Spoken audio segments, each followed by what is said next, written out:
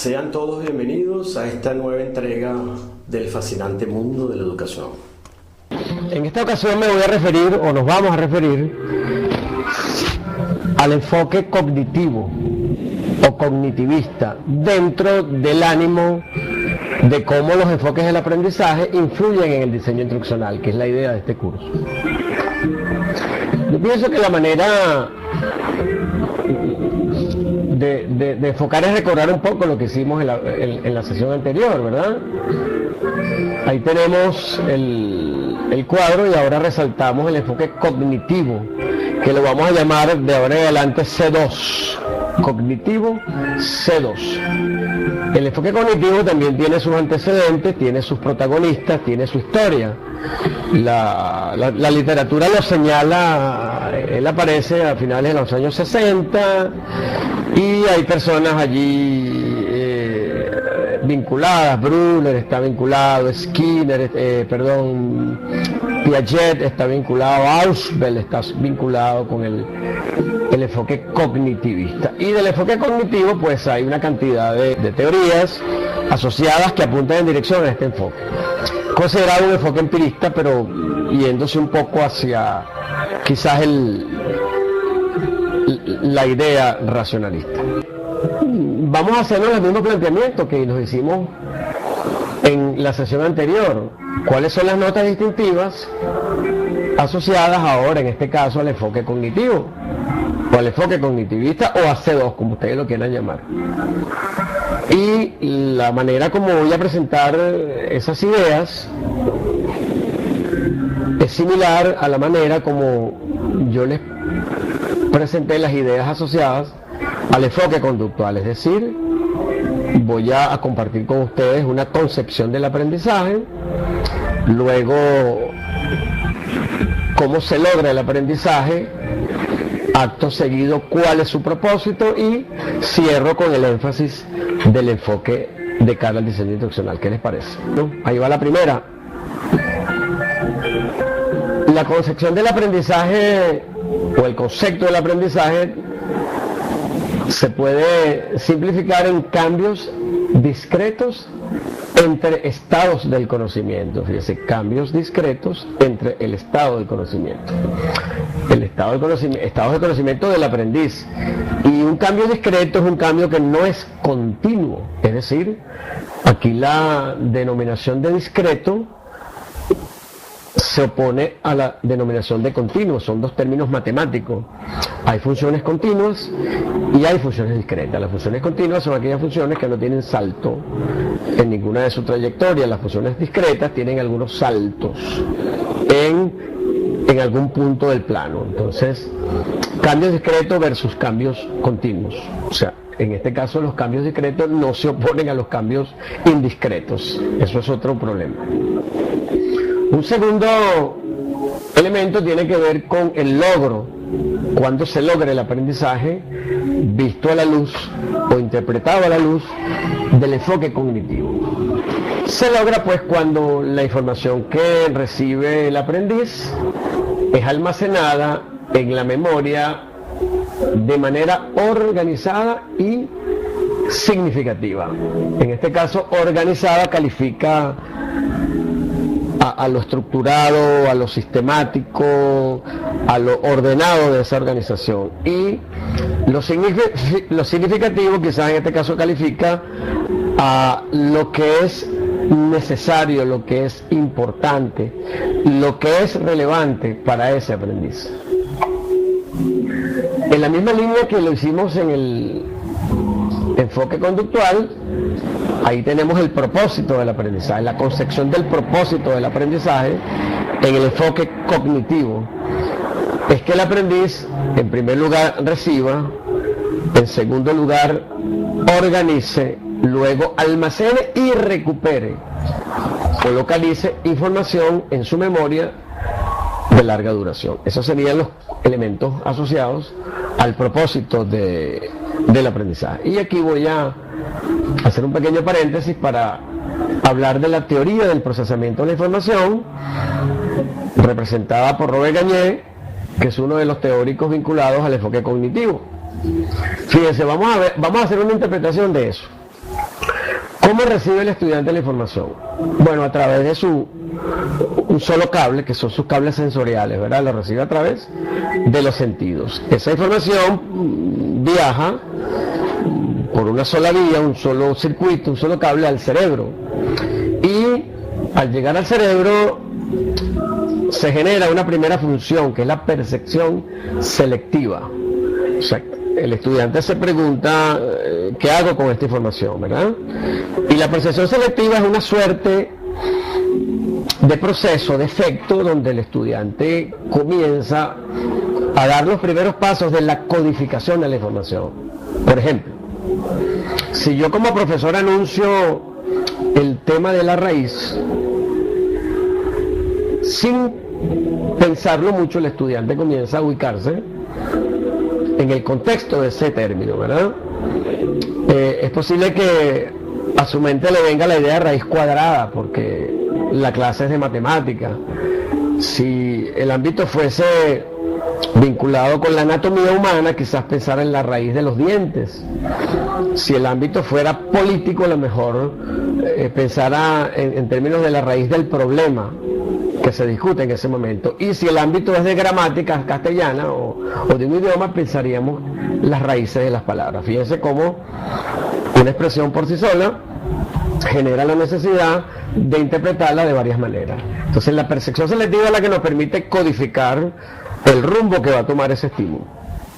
Luego que lo reciba, él comienza a hacerlo, lo comienza a organizar y comienza a cotejar internamente. Eso ocurre muy rápido, eso ocurre en la memoria de corta duración.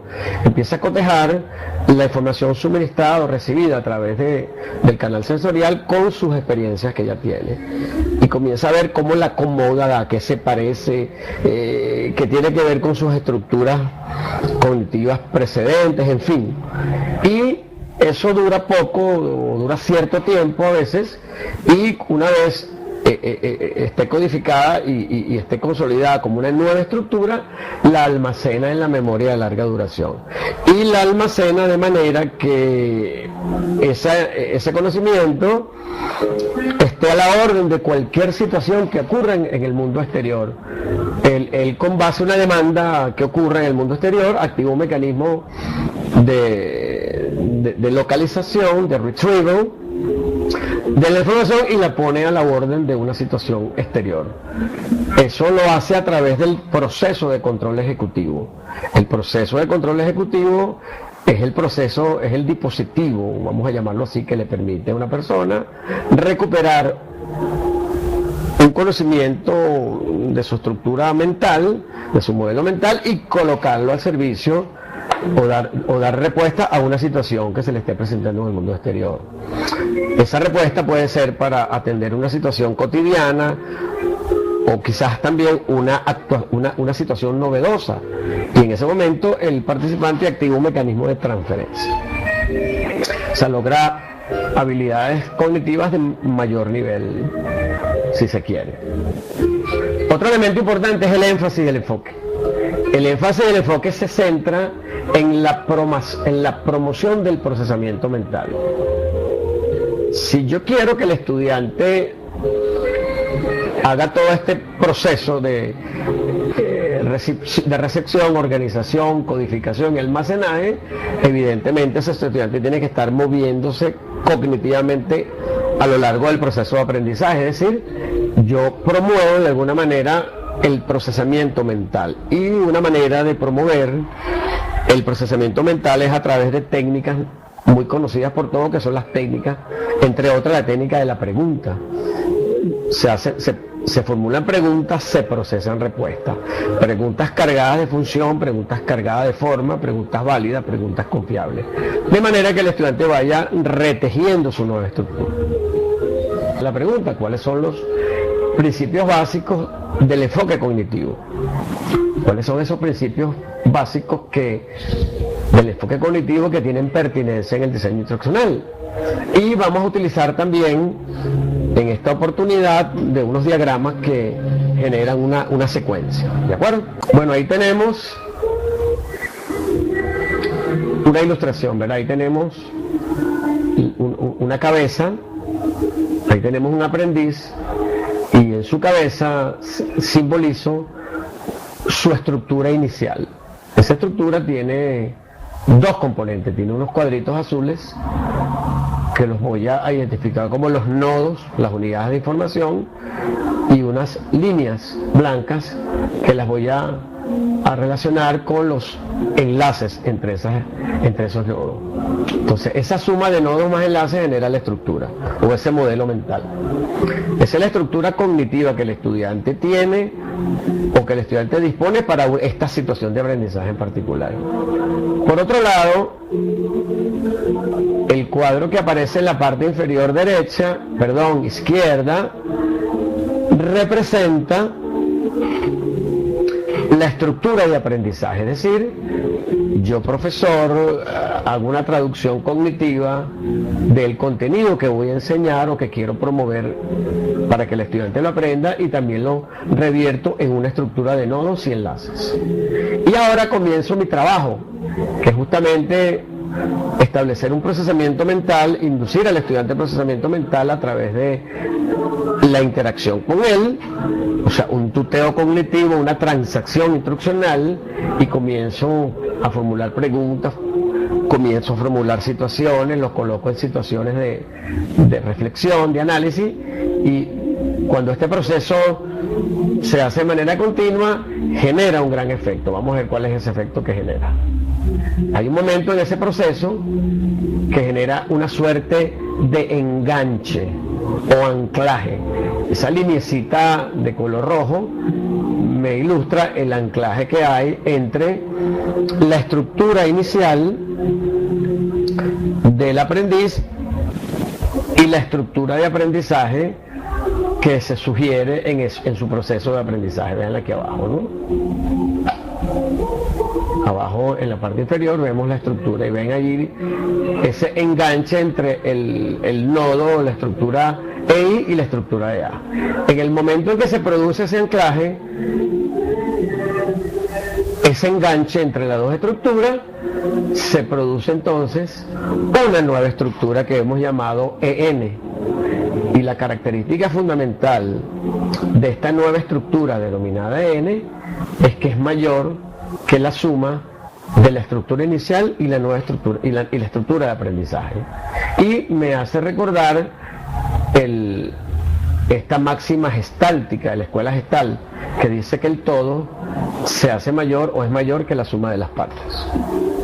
Traten de llevar este planteamiento, quizás un poco abstracto, pero concreto a la vez, a situaciones de la vida cotidiana. Por ejemplo, nosotros cuando aprendemos a manejar la computadora, aprendemos a manejar el Word de una manera aislada, y en el momento en que comenzamos a trabajar, por ejemplo, en otra herramienta Microsoft, por ejemplo el Excel, muchos de los elementos vinculados con el Excel ya lo tenemos en la estructura cognitiva que representa el aprendizaje de Word.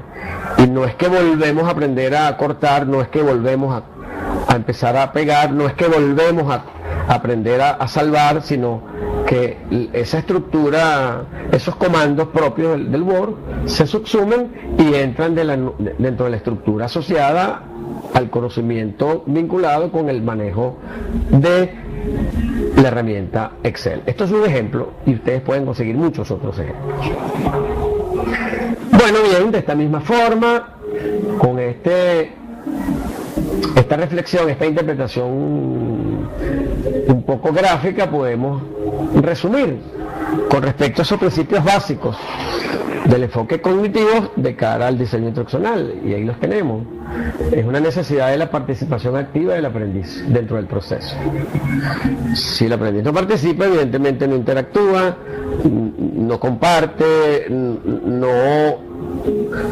no genera las condiciones para hacer anclaje con la nueva estructura. El análisis de capacidades debe ser ahora en términos de contenido y habilidades asociadas.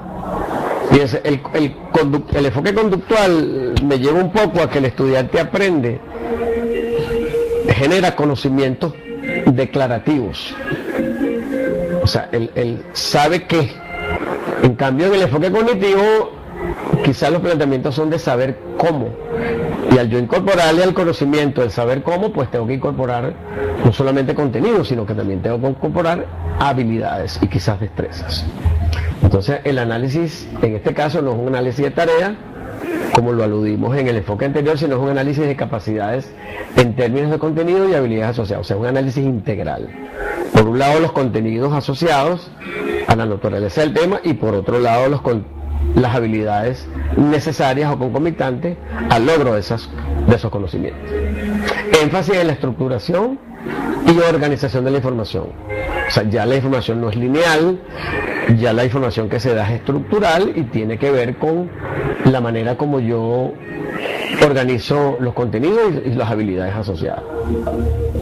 Y por último, la creación de ambientes de aprendizaje para hacer posible conexiones con aprendizajes previos. Recuérdense que el estudiante apela a su estructura inicial, y para atender situaciones nuevas gracias al fenómeno de la transferencia. Entonces, con estos 4 elementos yo ilustro de alguna manera o respondo de alguna manera qué principios básicos del enfoque cognitivo son pertinentes al diseño instruccional. Y finalmente también voy a comenzar a pensar cómo reestructurar la instrucción de cara al diseño, o sea, cómo reestructurar la instrucción sobre la base del enfoque cognitivo. Y ahí les dejo también quizás unos elementos importantes. Objetivos generales. En el enfoque conductual quizás el objetivo era objetivo terminal, objetivo específico. Por razones obvias, aquí el objetivo es general. Quizás el estudiante aquí tiene más flexibilidad para el desempeño. O sea, aquí se pueden negociar las condiciones bajo las cuales el estudiante va a lograr los objetivos. Un análisis está integrado. Creo que tiene que ver con esa combinación entre el contenido y las habilidades, contenido y destreza, contenidos y actitudes, en fin. Ya las tareas son integradas. Van en busca de una capacidad más que de una tarea en particular. Estrategias de aprendizaje más que estrategias de enseñanza. La labor del docente es de mediador, es de conductor, es de animador, es de organizador de ideas o preguntas para que haya esa interacción. Ambientes de aprendizaje para la transferencia. O sea, ya en lugar como el conductismo, de ir logrando un camino para lograr una gran tarea, en este caso lo que tengo que es diseñar un camino para lograr que el estudiante atienda nuevas demandas del mundo exterior. Recursos interactivos no lineales, dada la naturaleza del enfoque, y una evaluación integral. Ya el estudiante no hay que esperar a ver si lo hizo bien o lo hizo mal. Yo pienso que el estudiante debe recibir de alguna manera información de cómo lo está haciendo, cómo se está desempeñando. Y en esto pues consiste un poco esa relación entre el enfoque cognitivo y la pertinencia con el diseño instruccional.